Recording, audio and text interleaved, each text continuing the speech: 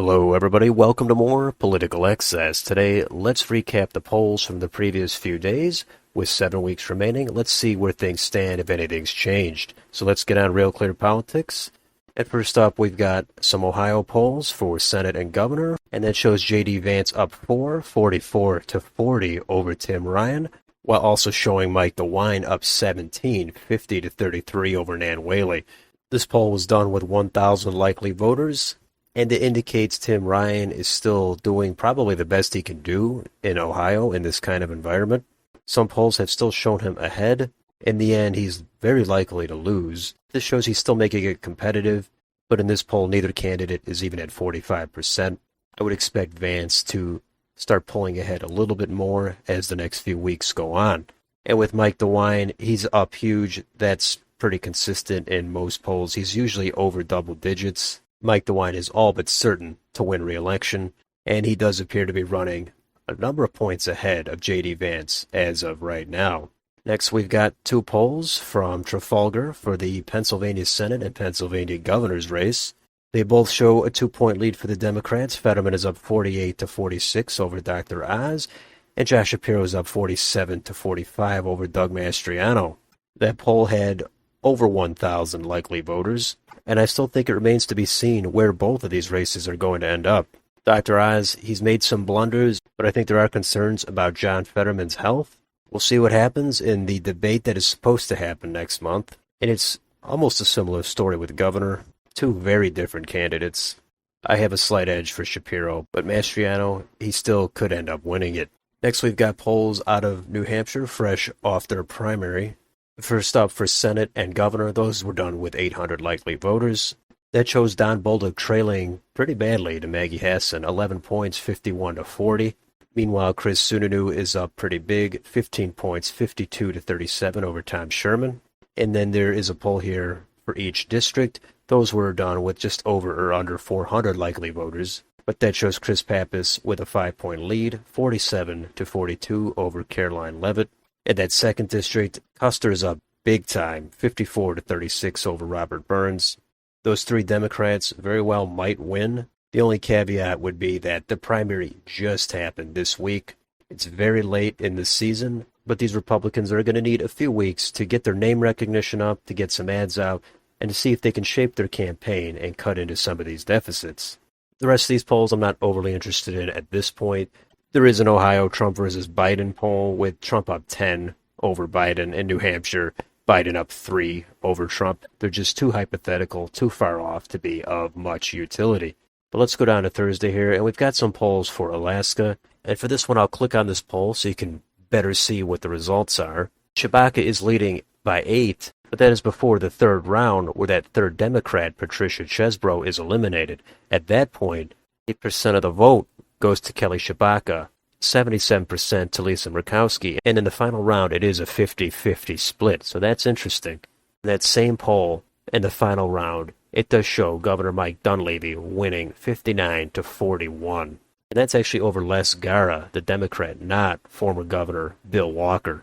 And down here in that U.S. House poll, if it does become Mary Peltola and Sarah Palin in the final round again, Mary Peltola comes out with a 6-point lead, 53 to 47. So that's going to be a race where I think Sarah Palin had her chance and she blew it. So at this point, Nick Begich should probably get a chance to see if he can get it done, and he probably would. So back over to the polling, we have one from New Mexico for governor, also from The Hill and Emerson. Shows Michelle Lujan Grisham up 5 points, 48 to 43 over Mark Ronchetti. That one seems reasonable to me without even having to look into it. I'd say Grisham has an advantage, and 5 points does not seem unreasonable. And next up, we've got a Texas governor's poll. This was done with 1,200 registered voters. It shows Greg Abbott up 5 points, 45 to 40 over Beto O'Rourke. Basically, every poll has shown Abbott with at least a few points of a lead, sometimes even into the double digits. The 5 points is probably underestimating Abbott's support a little bit, but either way, I think Abbott is definitely favored to win this election. Now we've got a Massachusetts governor poll. It shows Maura Healey up 26, 52 to 26 over Jeff Deal. I could see that being a little high for Maura Healey. It could definitely be under 20 points, but maybe she has a great night and it is a complete blowout for her. but I would think there's a good chance this could be under 20 points. And we finally got another poll for California governor here, and that is done with 1,060 likely voters. And Gavin Newsom is up big time, 27 points, 58 to 31 over Brian Dahle. That one, I think, could get a little narrower, just like Massachusetts. It could be under 20.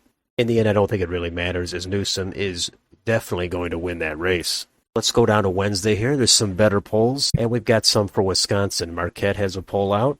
This was done with 632 likely voters. And for the U.S. Senate, it shows Ron Johnson ahead 1 point, 49 to 48 over Mandela Barnes. And Tony Evers is up 3 over Tim Michels. I think this is actually the first poll that shows Ron Johnson with a lead. So the tide might be turning, just like 6 years ago, where toward the end of the campaign is when he started to really take off. Or this could be a blip, and he's still down by a few points. I do expect Johnson to win in the end by at least a couple points. Tim Michels, I also think he's slightly favored to win. These polls do show it's very tight in both of these races. Marquette is not supposed to be a bad pollster either. Like everybody else, they have their hits and their misses. But I think these Wisconsin races are just starting to heat up. Next, we've got the Quinnipiac poll for Georgia Senate and Governor. That's with 1,287 likely voters. And this shows Warnock up 6, 52 to 40 over Herschel Walker. Brian Kemp is up 2, 50 to 48 over Stacey Abrams. This is probably the best poll for both of these Democrats, maybe in this entire election cycle. I would think their support is overestimated a little bit, but either way, it does show Warnock over 50% for the first time ever, and he does have a modest lead of 6, which is a pretty big shift in the polls from the last month. And Brian Kemp, he's still up 2 in this poll, even though it shows him with his weakest support yet. Next, we've got Nevada Senate and Governor from Emerson with 1,000 likely voters. That shows Adam Laxalt up 1 point, 42 to 41 over Catherine Cortez Masto. And in the governor's race, it's tied, 40 apiece between Joe Lombardo and Steve Sisolak. For whatever reason, most of these Nevada polls, nobody gets even in the mid to high 40s. It's a lot of these low 40s for some reason. I guess there's a lot of people that are undecided until the very end. But both of these polls, like most of the previous polls, show a neck-and-neck race. I do think both could go either way, just like in Georgia and Wisconsin. Next, we've got a CBS News YouGov poll for Pennsylvania Senate and Governor. This is a much better result for the Democrats there. It shows Fetterman up 5, 52 to 47 over Dr. Oz, and Shapiro is up 11, 55 to 44 over Doug Mastriano. Seem a little bit high to me based on everything else. It's yet another poll that does show both of the Democrats with a lead. Here's another New Mexico governor poll. Survey USA. It has Michelle Lujan Grisham up 12, 48 to 36 over Mark Ronchetti. That one seems a little bit of an outlier. I don't think it'll be as high as 12. That might be another one to look more into and check on the crosstabs. Now here we've got Oklahoma. We've got the special U.S. Senate election and the regular U.S. Senate election, as well as the governor. These are with 402 likely voters, so not the hugest sample size. But in both of the Senate elections, the Republican James Lankford and Mark Wayne Mullen, they're up double digits over their Democratic opponents. That's expected. That's not surprising at all. The one that is worth mentioning here is for governor.